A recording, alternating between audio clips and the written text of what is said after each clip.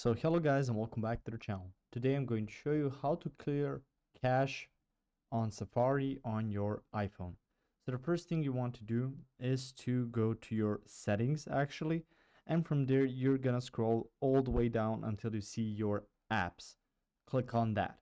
From here you'll need to scroll down to the letter S and you will recognize the Safari app once you get there. So you can see here this compass logo, click on that.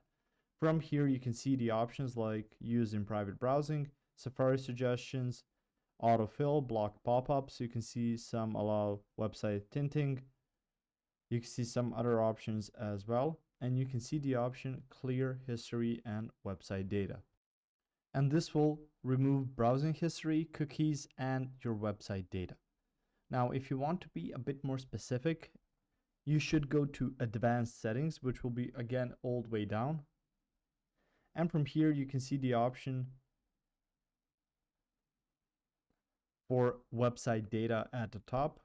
And if you click on, you can see the option to remove all website data, which will clear your cache as well.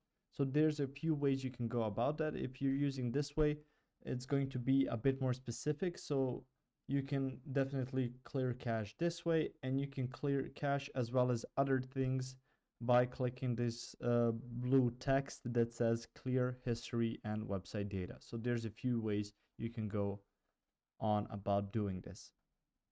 If you found this information helpful or useful, you can like the video. You can also share the video.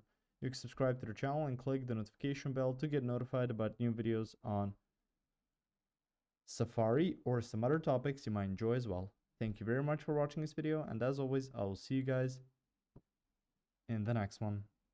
Goodbye.